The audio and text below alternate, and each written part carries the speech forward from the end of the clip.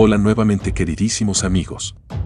A propósito de la primera semana de gobierno de José Antonio Kast, es que hace tan solo un par de minutos se vivió un llamativo momento durante la edición del programa de debates en Mesa Central, luego de que fuera invitado el senador del Frente Amplio Diego Ibáñez para analizar la primera semana de José Antonio Kast, instancia en la que protagonizó un intercambio con el periodista Iván Valenzuela. Asimismo, durante la conversación, Diego Ibáñez insistía en retratar a José Antonio Kast como una figura autoritaria y como alguien que estaría gobernando para los más ricos, planteamientos que fueron respondidos por Iván Valenzuela, quien sostuvo que Kast tendría argumentos propios para impulsar sus iniciativas. Por otra parte, Iván Valenzuela señaló que dichas propuestas no necesariamente buscarían beneficiar exclusivamente a los sectores más acomodados, sino que responderían a fundamentos distintos dentro de su línea política, lo que generó un momento de tensión en el diálogo sostenido en el estudio. Sin embargo, el punto más duro del intercambio ocurrió cuando Valenzuela hizo referencia a lo mostrado en el Congreso Ideológico del Frente Amplio, donde se retrató a Kast con cachos. Ante lo cual Diego Ibáñez optó por intentar desmarcarse de la situación sin profundizar en mayores explicaciones. Veamos a continuación el momento. Cuando uno podría señalar que también la baja porcentual del impuesto a la gran empresa podría generar un crecimiento de 0,6 puntos del PIB en 10 años, eso no logra compensar la falta de recaudación. Y eso lo dice la propia Comisión Marfan. ¿Usted no está de acuerdo a propósito del impuesto corporativo, de bajarlo de 27 a 23, que había un cierto consenso, digamos, de hecho en la primaria oficialista en la que ustedes participaron, Carolina Toá tenía esa misma medida, bajar el impuesto corporativo compensando lo que se dejaba de percibir? Porque se entiende que la economía chilena no es competitiva a nivel internacional, precisamente por eso, digamos. De hecho, tú dijiste compensando. Eso es lo que plantea Toá. La propuesta, así tal cual como la vemos, es quitarle recursos a salud, a educación, para transferirle al 1% más rico. Ese es finalmente lo que nos están planteando. Estamos a la espera del detalle, estamos a la espera de revisar el proyecto porque todavía no ha ingresado. Convengamos que es una manera de describirlo, porque nadie está planteando reducir educación y salud para darle a los más ricos, digamos. Es que finalmente el gobierno está planteando eso. Es que el resultado es ese. Cuando tú planteas una ecuación donde el 1% más rico de la sociedad, que es quien hace impuesto a la herencia, quien paga el impuesto de ganancia al capital, finalmente quien puede reducir el impuesto de las empresas al impuesto de las personas, está cuantificado. El Ministerio de Hacienda, la IPRES, tienen informes al respecto y está cuantificado. Fíjate que por cada punto que tú reduces de impuesto a las grandes empresas, 1.500 personas en Chile, las personas más ricas, reciben un beneficio promedio de 100 millones de pesos al año. 100 millones de pesos al año. Porque son accionistas de esas empresas. Exactamente. Fíjate que la otra mitad, porque por último que esto beneficia a todos. Lo reciben como personas naturales, lo reciben en cuanto son accionistas de esas empresas. Exactamente. La otra mitad, frente a estos 100 millones de pesos anuales, anualmente reciben un beneficio de 2.500 pesos. Por tanto, ¿a quién beneficia este tipo de política? Yo diría a los que hoy no necesitan tanta compensación por parte del Estado. Senador, ayer en el Congreso del Frente Amplio, no sé si lo vio, una cosa que se llama como el bloque, no, la brigada frente o algo así, colgaron un lienzo, estaban en el aula magna de la USACH, publicaron un lienzo que decía "Nunca serviles a locos y genocidas", y aparecía Donald Trump, Javier Milei, Benjamín Netanyahu y José Antonio Kast, todos con unos cachitos como de diablo. ¿Usted está de acuerdo con eso?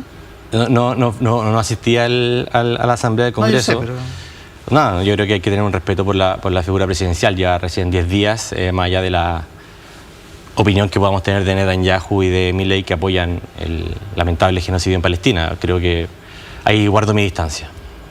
Con ese concepto. Sí. Se lo pregunto porque le pregunta hoy día Gloria Faúndez la Tercera al presidente, precisamente por esta crítica de que es autoritario. Él dice: yo no soy autoritario, yo trato de convencer a las personas, trato de convencer al que está en desacuerdo, de que, en fin. ¿Usted cree que es una bandera lógica esta idea de que Kast es autoritario, que la ultraderecha amenaza la democracia, que es una cuestión que se viene discutiendo desde inicios de la campaña presidencial del año pasado? Mire, con la invitación que nos hizo el ministro Quirós a La Moneda, uno de los puntos que planteamos allí como oposición fue la situación del alza de la bencina se genera por la guerra. La guerra alguien la genera. Y hoy estar muy serviles o mostrarse muy serviles a las políticas de Trump, finalmente lo que hacen es un flaco favor a la economía chilena. Ahora, usted es un senador muy joven y muy hábil, pero yo le estaba preguntando por otra cosa. Le estaba preguntando si considera que Kast es autoritario, no si está de acuerdo con Donald Trump, digamos. O si existe ese riesgo, yo creo que es una bandera que realmente a la oposición le convenga.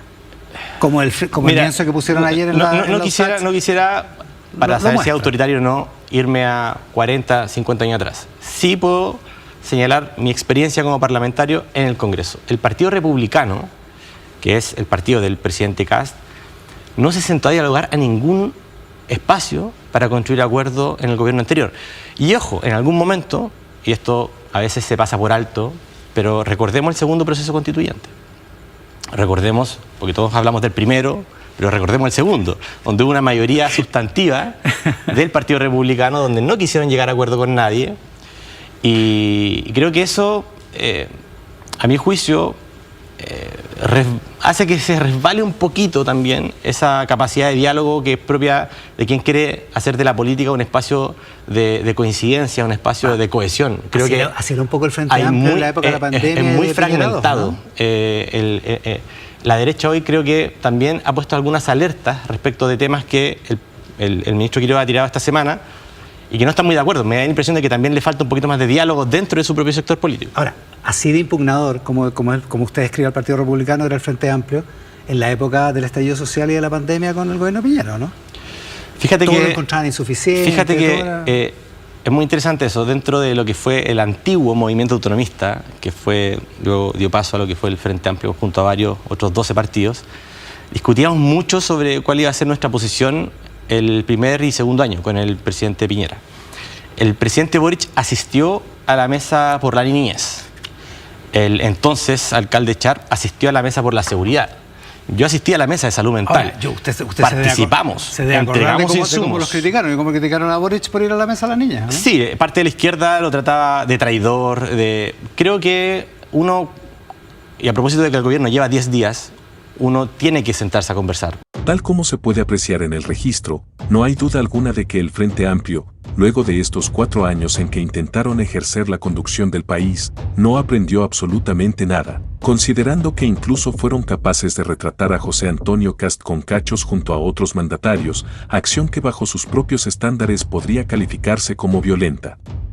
Por consiguiente, este episodio no aparece aislado si se recuerda que hace 4 años el mismo Frente Amplio incurría en ofensas similares contra el fallecido expresidente Sebastián Piñera, llegando incluso a emitir llamados que fueron catalogados como violentos durante el denominado estallido delictual, lo que evidencia una continuidad en sus formas de expresión política. Asimismo, esta reiteración de conductas permite sostener que no existe un cambio sustantivo en la manera en que estos sectores se enfrentan a sus adversarios, manteniendo un patrón discursivo que combina descalificaciones simbólicas con referencias que, en distintos momentos, han sido interpretadas como incitaciones más allá del debate político convencional. En consecuencia, se proyecta que durante los próximos 4 años tanto el Frente Amplio como el Partido Comunista persistirán en estas dinámicas, incluso generando escenarios de alta tensión que podrían derivar en nuevos episodios similares al estallido delictual, en un intento por desestabilizar la administración de José Antonio Kast. Espero que el video les haya gustado, no olviden dejar sus likes y comentarios para llegar a una mayor cantidad de personas. Un abrazo a todos y nos vemos en el próximo video.